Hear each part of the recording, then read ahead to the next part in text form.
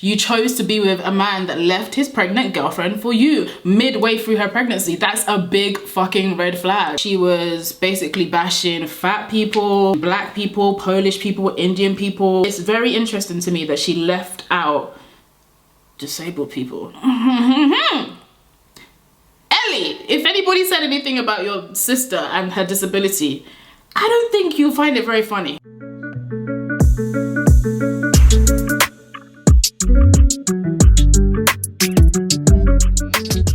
Hey guys, welcome back to my channel. Happy New Year. We are in 2022, so Happy New Year to you guys. This is my, well, it should be my first video of 2022. I hope you guys had a good Christmas break and a good holiday season all round. Apart from COVID, I have a good video about this year.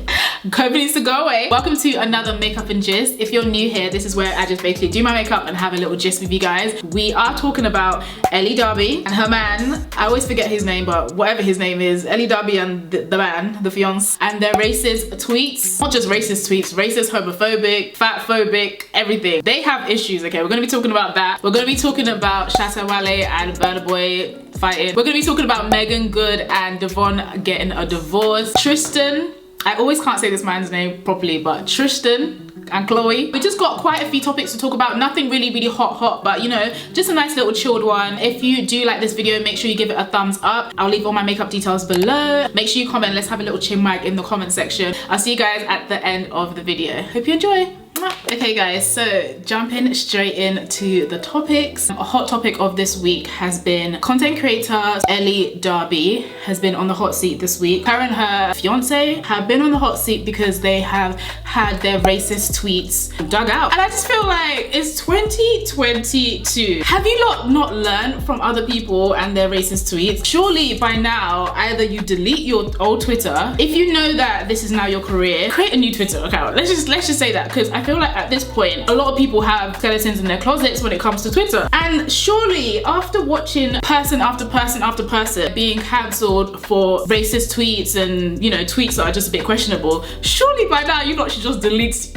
Go and search your Twitter, just put black, search your Twitter, put Indian, search your Twitter and put derogatory terms and just delete them. Like, surely you lot should learn by now. Like, god damn. If you don't know who Ellie Darby is, she is a content creator all around. She does Instagram, she does YouTube, she has quite a lot of followers and a really big fan base. I would say most of her fan base are Caucasian. Okay, I have heard of her before, and I did used to not watch her consistently, but I watch her video here and there.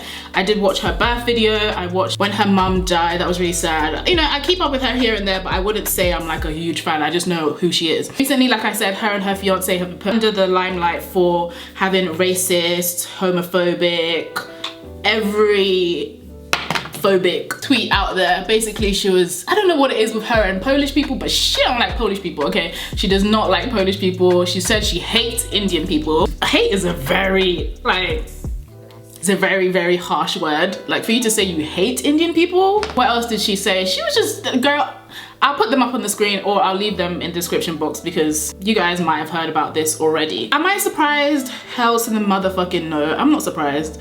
Like, I'm not surprised in the slightest. When I actually saw this like come out, I actually giggled a little bit because I feel like this is the reality of a lot of white people. I don't want to say all of them because not all of them are racist, but I do not hold anything when it comes to racism and white people. These people, they'll shock you. They're not your friends. Like, as much as like we like to think that we're living in a world where there's less racism and people aren't as like backward with their thinking, unfortunately they are. And I remember she tweeted something talking about fat people and saying how if you stare at fat people long enough, they will get uncomfortable and they want to lose weight, something like that. And then she said words to my mum. Now, I don't want to speak on the dead because her mum is dead, but it just goes to show that this behavior is learnt behavior. I don't think anybody wakes up and is born racist. Like, it's just underlying principles that you've learned in your home. And most of the time, where you grow up and the people around you, it's kind of like a minuscule world to you. Like, your house is like a minuscule world, especially as a child. All you know is your family and your house. And then you go out to the real world and you regurgitate whatever you've learned in your home and spew it in the real world. That tweet just goes to show that she possibly had racist parents. The notion of being a racist, the notion of being literally everything phobic, it just sounds like she doesn't like anybody. She doesn't like anybody that's not white, basically. I don't think she decided this overnight. She learned this from her environment. Funny enough, when I was younger, you guys know I grew up in a predominantly white area, and I had this neighbor. I was 16 and I was coming back from school, and I was literally minding my own business. The neighbor, bear in mind he was 5 years old, right? 5 years old, little boy. And we were actually cool with the family. They were really cool people. We didn't mind them. We got on. We thought that they were our friends, you know, whatnot. So I'm just minding my business coming home. I see him, and this boy, literally 5 years old, screamed off the top of his lungs. And then as soon as he did it, he was like, oh my God, sorry. And I was just like, I didn't even know how to react. And he literally was like, sorry, like, because he knew that what he said was wrong. And for him to say that at 5 years old, it just goes to show what, you don't know what goes on behind these white people's doors. We really don't know what goes on. As much as we thought that they were our friends and we were cool with them, they just saw us as, they literally just saw us as black. We're not equal to them as far as they're concerned. So I just say that to say that I'm not surprised by Ellie Darby's tweets. I'm not surprised by her mindset, because this is the mindset of a lot of white people. Not all of them, but a lot of them do think like this, and it's sad, but that's just the world we live in, unfortunately. If you were surprised by her tweets, then I guess you were the dummy. I hate to say it, but you were the dummy. She has come out and apologized. First of all, she apologized on her Instagram story. She said on her Instagram story something along the lines of, me and, what's her husband's name, Shatta? What's his name? Let's say his name is Bob, I can't remember his name. Me and Bob have just found our old tweets and we're so shocked to find what we've seen. Bitch! My girl said, we are so shocked to see our old tweets and what we said. Like, bitch, you wrote it. What do you mean you're shocked? Obviously, I calculated that she would have been around 16, 17 when she tweeted these things. Doesn't negate from the fact that they're wrong. I feel like the example I use of my 5-year-old neighbor, like, he knew at 5 years old that was wrong. That's why he said sorry. So I feel like at 16, 17, you know what the hell racism is. I'm sorry, no one can tell me, oh, she was 16, she was 17, she, you know, she had a skewed mindset. No, 16 and 17, you are grown. 16, 17, you're looking at into universities, you're doing your A-levels. Please, sis, you're grown, okay? 16, 17, you can have sex. So don't tell me she was young and she didn't mean it. No, she knew what the hell she was doing. She wasn't that young. Yes, we do change. Like, obviously people do change in a span of 10 years, but I just feel like racism cannot just turn off just like that. Like, if you're racist to me, you're racist. I don't think you can just be like, oh, actually, I'm not racist. You're racist. Even the way she apologized, she said, oh, we've just seen some tweets that have been brought up from 10 years ago. She's basically trying to say that, oh, it's so long ago, like, why are you bringing it up now? It was almost like she was saying, like, really, bitch, find something else to talk about. And it's like, no, sis, you really said you hate Indian people. You really said, why is it Black History Month every month? Those people, they're dangerous people. Those kind of racist people, they are very dangerous people. And the funny thing is, when you see them, they'll be smiling, they'll be saying, yeah, sis, they'll be wanting to get down with the culture. But really and truly, they don't fuck with you. Going back to my neighbor, this is the last time I'm gonna bring him up, but my neighbor at the time, obviously he was 5 and he said it and he said sorry. I can't remember if I told his mum, but he apologized, sure. But guess what he does for a living now? Like, guess. I'm gonna give you 2 seconds to guess what he does for a living now. Bear in mind, he was pretty much racist at 5 years old. This boy is a drill rapper. He is a drill rapper. So they love everything about the black culture, but they just don't like black people. They can hide it as much as they try to hide it, but it will come out. It will come out. You can't hide yourself for too long. The truth will come out. And then she did go on to do an apology video on YouTube. I watched the apology video.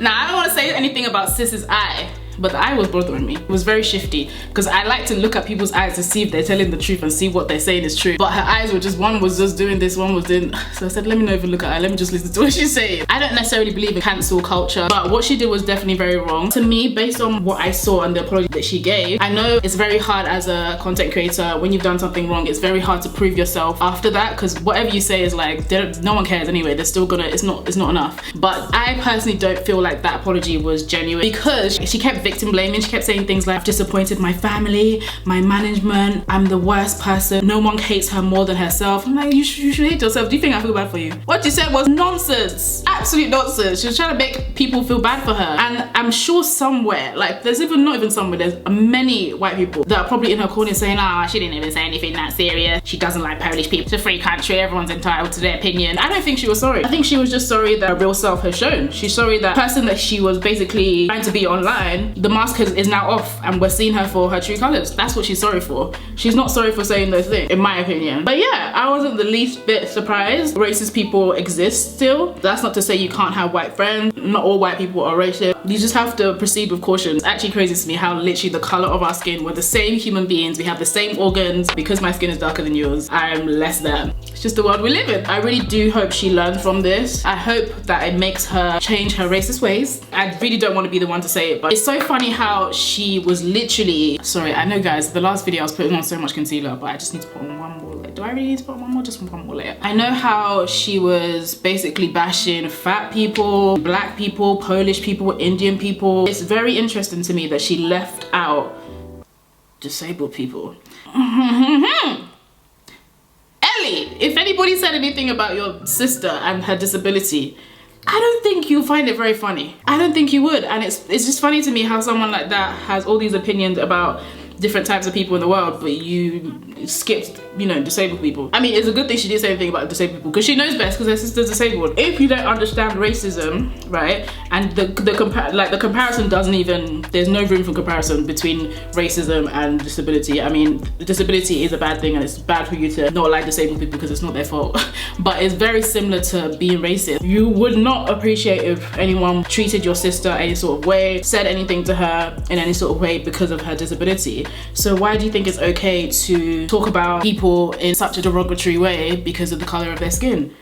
It's wrong. Her man hasn't said anything. Like, how dare you? Where's his apology? I feel like this is not the first thing, or this is not the only thing that we're gonna find out about Miss Ellie. Mark my words. But something ain't right. Next on my docket, we have Sir Tristan Thomas. Is that his name? Tristan? I think, yeah, Tristan something, sure. He is Chloe's baby father, and he has fathered another child on her. Again, am I surprised? No, because the man showed you who he was, but you chose to ignore it. No woman deserves that, you know, it's not nice. It's not nice that your baby father is fathering children up and down, like nobody wants that. But at the same time, the red flags were there. Chloe, like you chose to ignore them. So now look, he left his pregnant girlfriend for you. I feel like with Chloe's men, like she doesn't look at the red flags. Lamar, that one was ex-drug addict. He had so many problems. You married him in how, like under a month, 4 weeks or whatever. What did you think was gonna happen? It's like, Chloe, like wake up. She's even a lot older than him. Chloe is nearly 40 and he is, I think he's just turned 30 or 29. Obviously he's in his prime. Like the man wants to live his best life. Do I applaud him that he did go ahead and apologize to Chloe? Yes and no. Yes, because obviously he knows what he's doing is very wrong. But at the same time, when you were entering the puss, you didn't know it was wrong then, and then now the paternity test has come out suddenly. Oh, I feel like women, we need to start learning, man. Learn. Like life is about choices. The choice you make today is going to determine your tomorrow. You chose to be with a man that left his pregnant girlfriend for you midway through her pregnancy. That's a big fucking red flag and you ignored it. If I had somebody I was dating and I found out that he is expecting a child on the way, deuces. Like, I'm not trying to be anyone's stepmom, but Chloe, she just really just missed it. She missed the mark. And I feel like her and her family, they have this thing of having kids with the same man, which obviously nobody wants to have multiple kids in different places. But if the man has disgraced you multiple times, like just for the sake of having children with the same man, it's not necessary. Just leave the man alone. The eldest one, she had 4 kids with Scott, knowing full well she doesn't love him. It's just, I don't know, their family is freaky, they're weird. I think there's some juju going on there. He bought True some flowers or something after finding out that he fathered another child. That's the thing with these men. You need to realize it's not only your woman that you're hurting your whole family. It's just a disgrace, man. And I feel like as men, you just need to be more responsible when you're cheating. Like if you're gonna cheat, do it with sense. Don't be cheating up and down and getting people pregnant. Like it's so dumb. Hello, Chloe, now you have to find somebody else. Are you not tired? Sorry, but she actually owes Jordan an apology because all that shouting, you're a liar, all these things, and then only to show, look how your man is just disgracing you. Look how your man is just disgracing you.